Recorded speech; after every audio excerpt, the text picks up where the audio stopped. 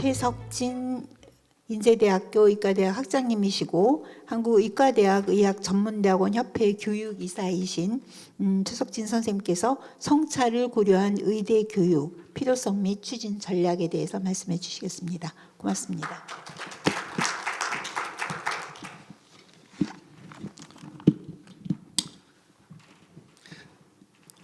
예, 반갑습니다. 앞에 두 분이 이제 성차의학을 우리나라 성차의학을 이끌고 가시는 두 거두께서 이야기를 하시고 갑자기 의학 교육에 관련한 성차의학 이야기를 이렇게 하려고 올라오니까는 괜히 그동안 지은 죄가 많은 것 같고 그동안 우리 의학 교육에 이걸 포함시키지 못한 것에 대한 변명 그리고 이제 좀 책임 전가 이런 것들 위주로 좀 이야기를 해야 될 것 같습니다.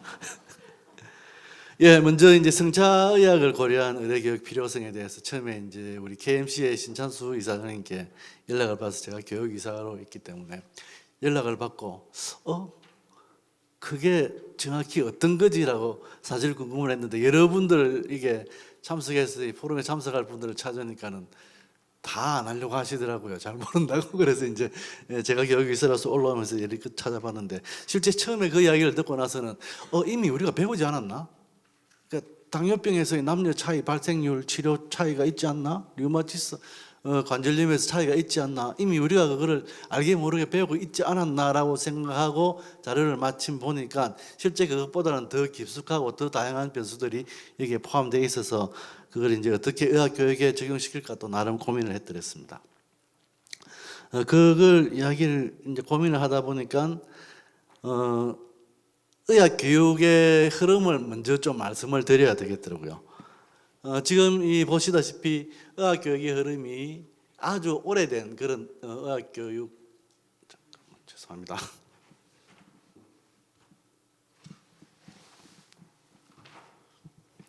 예, 아주 19세기 초반, 17세기부터 쭉 시작된 의학 교육입니다. 사실 이 브렉스너 모델은 여러 선생님들 다 아시다시피 이제 미국의 의학 교육 혁신을 아주 이제 과별 소위 이야기하는 디스플리나리 그다음에 기초의학으로 분류를 해서 제대로 된 과학으로 자리 잡게 한 게 이 브렉스너고요.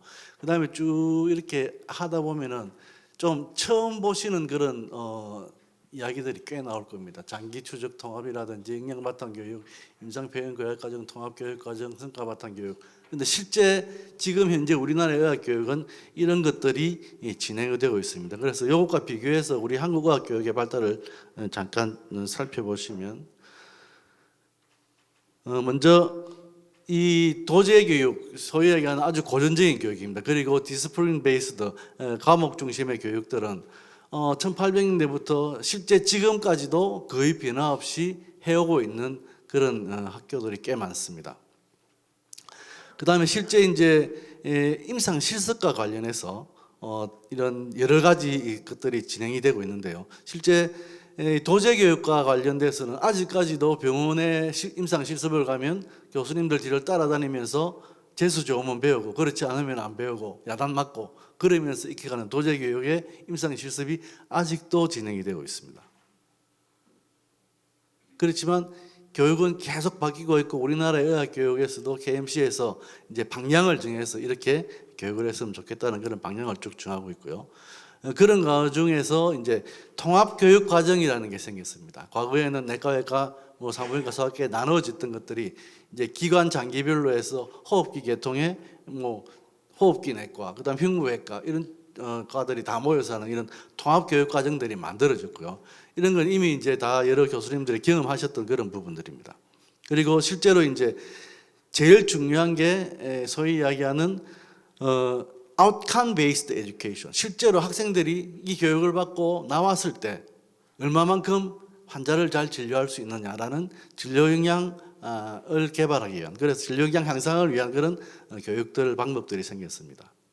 그래서 이런 것들이 실제로 환자를 볼 때 어떤 지식을 어떻게 이용할 것인가라는 것들이 여기에 숨어 있습니다. 그리고 실제 기초의학들이 강조되기 시작했고 이 기초의학은 실제로 임상 환자를 진료할 때 그 기초의학적인 근거를 가지고 환자를 진료할 때 사용했으면 좋겠다는 의미에서 다시 기초의학들이 강조되고 그게 의학과 3학년, 4학년 때 조금 더 포함되는 그런 식의 교육들이 진행이 되어 있고요. 물론 오늘 이야기하는 그 성차의학 같은 경우에도 결국은 이 속에 깊숙이 숨어들어 있는 것들이 되겠습니다. 그러면 제가 말씀드릴 이 Basic Medical Education, BME 혹은 Basic Medical Curriculum이라고 이야기하는 것은 일단은 모든 의과대학에서 학생들이 의사시험을 치기 전에 기본적으로 다 배웠으면 좋겠다 하는 것들을 모아놓은 것들이고요. 이런 것들을 각 학교마다 혹은 가르치는 교수님들마다 각기 컨텐츠가 다르기 때문에 이런 것들을 일정한 수준의 표준화한 형태로 KMC에서 정리를 했고요. 여기에서는 크게 나누면은 이런 지식, 술기, 태도 이렇게 크게 나누었습니다. 그리고 여기에 따라서 KMC에서는 거기에 맞는 책자를 표준화 책자를 만들어서 각 학교에 제공하고 있습니다. 그래서 이게 이제 2012년도에 정리가 되었고요. 자세히 보시면 똑같은 큰 제목 같은데 제일 첫 제목이 과학적 개념과 원리 중심, 기본적으로 기초의학의 개념입니다. 그리고 성차의학은 여기에서부터 사실 시작이 되어야 되는 거고요. 그리고 진료 역량 중심은 일단은 임상의학적인 지식도 들어있고 그 다음에 술기도 포함이 되어 있습니다. 그리고 사람과 사회 중심은 소위 인문의학 혹은 인문사회의학이라고 이야기하는 메디컬 휴머니티를 포함을 하고 있고 여기에도 역시 성차의학의 개념은 반드시 들어가야 됩니다. 그렇게 생각하니까 성차의학이 모든 의학 교육에 다 들어가야 되는 굉장히 중요한 요소가 되는 겁니다. 그래서 제가 받고 걱정했습니다. 이걸 어떻게 가르치지? 가르칠 방법이 없습니다, 사실. 고민을 해봐도. 그래서 이제 여러 자료를 쭉 찾아봤는데 실제로 조금 전에 말씀드린 기본화 교육 성과에서 진료 역량 중심에서 우리가 임상 표현 중심 교육 이렇게 이야기하면은 과거처럼 질병을 다루는 그런 교육이 아니고 실제로 환자가 질병 때문에 일어나는 임상 표현을 가지고 학습을 하게 됩니다. 뒤에 이제 가려움증, 가슴 통증 이렇게 나오는데요. 이런 것들이 실제로 의사 국가고시의 시험 문항으로 들어있고요. 의사 국가고시의 시험 문항은 이렇게 되어 있습니다. 질병이 아닙니다. 실제 환자를 볼 때 환자가 처음 호소하는 이야기가 의사 국가고시의 시험 문제가 되는 것입니다. 그럼 여기서 가슴 통증은 남자와 여자가 어떻게 나타나는 게 차이가 나지? 가슴 통증을 일으키는 질환은 남자, 여자가 어떻게 다르지? 라는 것들이 포함이 돼야 됩니다. 이 101가지의 모든 임상 표현에 질병으로 따지면 수백 개의 질병의 남녀가 차이가 어떻게 나고 증상이 어떻게 나고 치료 방법이 어떻게 다르고 원인이 어떻게 다르고 하는 것들이 포함이 돼야 된다는 겁니다. 물론 그동안 저 때도 강의를 들을 때 조금 전에 제가 말씀드린 것처럼 남녀 차이가 있다는 것은 분명히 포함이 되어 있습니다. 그걸 구체적으로 학생들이 인식하게 교육을 못했다는 게 그동안 이제 제가 잘못을 비는 내용이고요. 그래서 성차학을 어떤 시기에 어떻게 가르칠 것이냐라는 것을 찾아보니까 사실 이 성차의학은 앞에 쭉 말씀드렸던 것 중에서 1990년대 말 2000년대 초에 유럽에서 처음에 시작을 했고요. 지금 소개드리는 게 2005년도에 네덜란드에 있는 라드바우드 대학이라고 꽤 유명한 대학입니다. 성차의학에 관해서는. 그래서 아예 커리큘럼을 만들어 가지고 학생들에게 실시를 했고 그게 어떤 게 효과적인지를 정리를 한 표가 있습니다. 그래서 쭉 읽어보시면 이렇게 영어로 되어 있는데 좀 읽기 편하시게 제가 한글로 억지로 한번 바꿔봤습니다. 약간 어역된 부분도 있는데 일단은 청소년기 혹은 그 폐경기는 아니고 뭐라 그럽니까? 그렇게 과도기에 우리 몸의 변화가 있을 때 남녀 차이가 분명히 나타나고요. 약물요법 이런 것들이 지금 쭉 적어놓은 것들이 실제로 학생들이 성차의학을 설명을 했을 때 쉽게 이해할 수 있는 주제들이라고 해서 이렇게 정리를 해놓았습니다.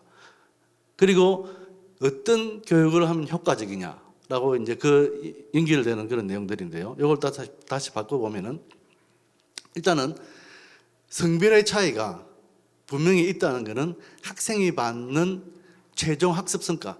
요즘은 그 커리큘럼을 짤 때 항상 학습 성과, 어떤 목표를 가지고 학생을 가르치겠다라고 정해놓고 만들게 됩니다. 그래서 성별의 차이는 적어도 학습 성과에서 남녀의 차이가 있다는 걸 분명히 학습 성과에 포함시켜야 한다는 것들이 있고요. 또 하나는 바이오메디컬한 문제뿐만이 아니고 아까 얘기했던 소시오 컬처럴한 문제에서도 이 성별의 차이가 있다는 것을 분명히 먼저 교육을 받아야 된다는 겁니다. 의학의 교육뿐만이 아니고.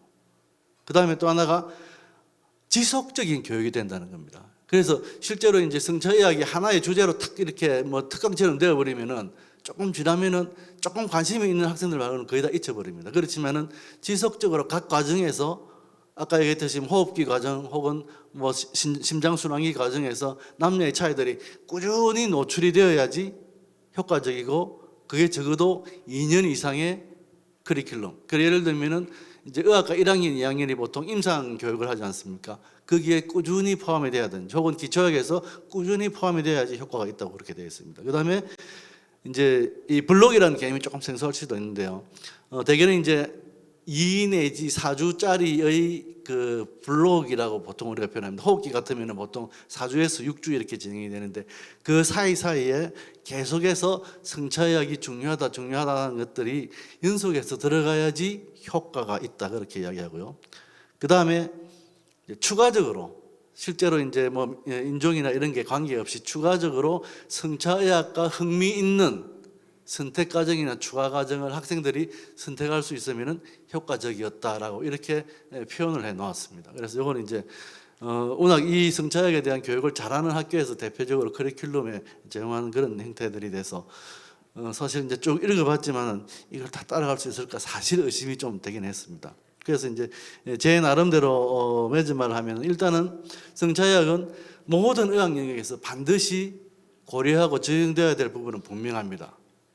그리고 우리나라에서 특히 이제 의학 교육을 조금 더 일정한 수준을 계속 유지하기 위한 기본 의학 교육에 적용을 하기 위해서는 처음에 커리큘럼을 짤 때부터 성차의학이 학습 목표로 포함되어야 된다는 것이고요.